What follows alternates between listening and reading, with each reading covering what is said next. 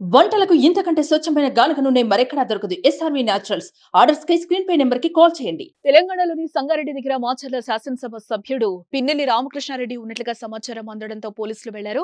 అయితే కారులో మొబైల్ వదిలేసి పిన్నెల్లి సోదరులు పారిపోయినట్లుగా తెలుస్తోంది.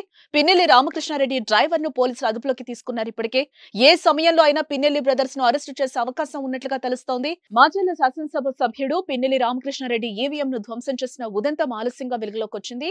ఎమ్మెల్యే మాచర్ల వైఎస్ఆర్సీపీ అభ్యర్థి రామకృష్ణారెడ్డి పోలింగ్ రోజున రెంటచింతల మండలం పాల్వాయి గేట్ పోలింగ్ కేంద్రం 202లోని బూత్ లోకి అనుచరులతో కలిసి వెళ్లారు. అలా వెళ్లటం నిబంధనలకు విరుద్ధమైన పోలీసులు ఎక్కడా ఆయన్ను అడ్డుకునే ప్రయత్నం అయితే చేయలేదు. బూత్ లోని ఈవీఎం ను బయటకు నేలకేసి కొట్టి ధ్వంసం చేయడం అక్కడున్న సీసీ కెమెరాలో రికార్డైంది. సిట్ విచారణతో ఈ వ్యవహారం బహిర్గతం కాగా బాధ్యతాయుతమైన పదవిలో ఉన్న వ్యక్తి అలా ప్రవర్తించడంపై సర్వత్రా విమర్శలైతే వెలువెత్తుతున్నాయి. ఈవీఎం ధ్వంసం ఘటనపై అటు పోలీసులు గాని ఇటు పోలింగ్ సిబ్బంది కానీ ఏ మాత్రం స్పందించలేదు. విధ్వంసానికి పాల్పడిన ఎమ్మెల్యేను అదుపులోకి తీసుకోవాల్సి ఉన్నా పట్టించుకోలేదు. సిట్ దర్యాప్తు చేసే వరకు ఘటన వెలుగులోకి రాలేదంటే అధికారులు సైలెంట్ అయిపోయారని తెలుస్తోంది. ఈవీఎం ధ్వంసం ఘటనపై ఈసీ సీరియస్ అయ్యింది.